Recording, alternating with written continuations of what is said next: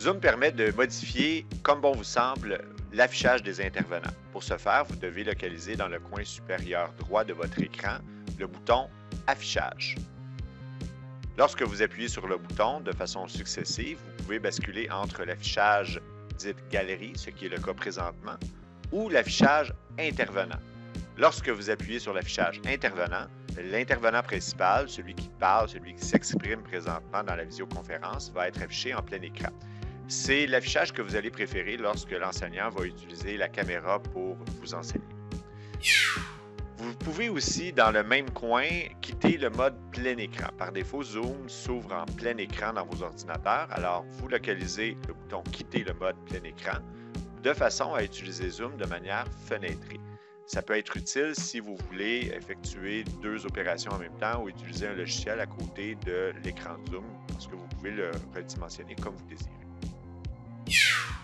Vous pouvez aussi, si vous le désirez, sélectionner un intervenant dans la fenêtre de sa vidéo avec les trois petits points et vous pouvez épingler la vidéo. Le fait d'épingler la vidéo va placer l'intervenant en premier plan par défaut. Alors, ça peut être utile si vous voulez contrôler la personne que vous désirez voir en tout temps. Tout simplement.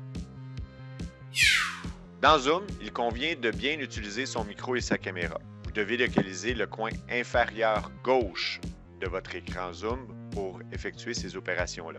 Un simple clic permet de désactiver soit le micro ou soit la caméra.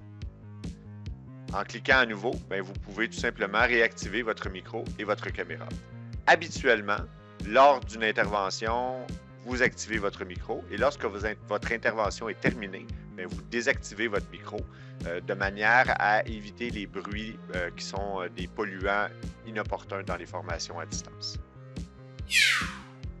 Vous pouvez changer de micro ou même changer de caméra si votre ordinateur en contient plusieurs.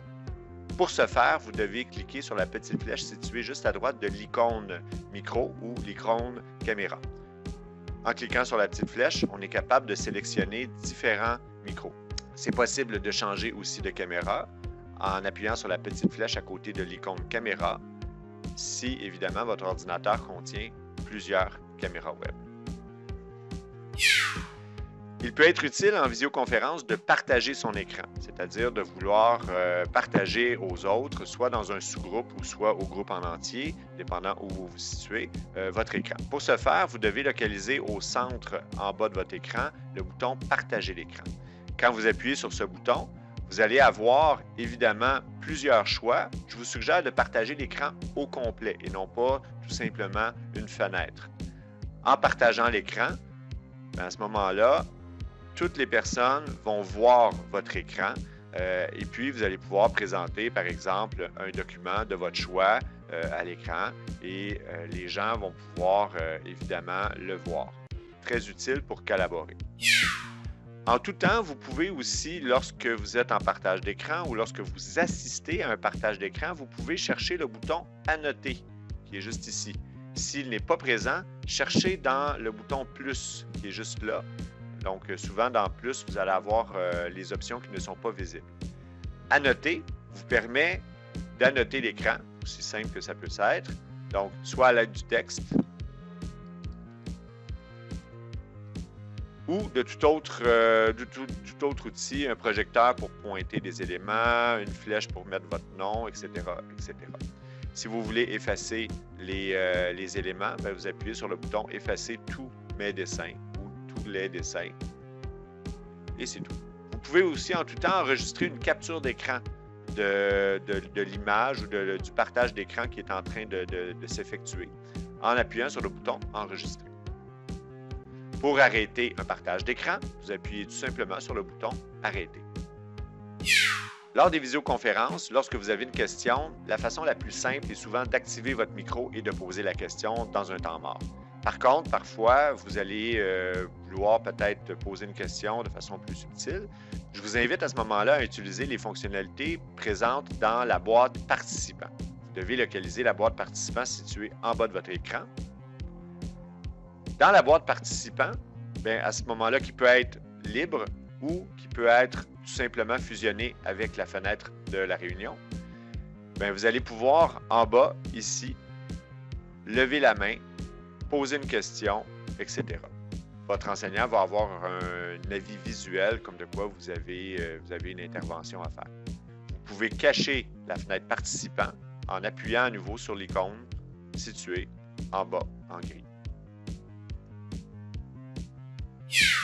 En visioconférence, il est important de pouvoir converser de façon libre pendant la visioconférence et sans déranger autrui nécessairement. Alors, on vous invite à utiliser le chat ou le bouton « Converser ».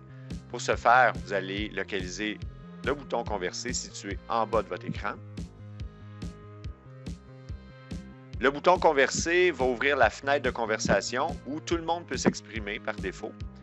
Il y a des options intéressantes. Par exemple, si on localise en bas de la fenêtre Converser, vous pouvez écrire un message à tous. Bonjour à tous.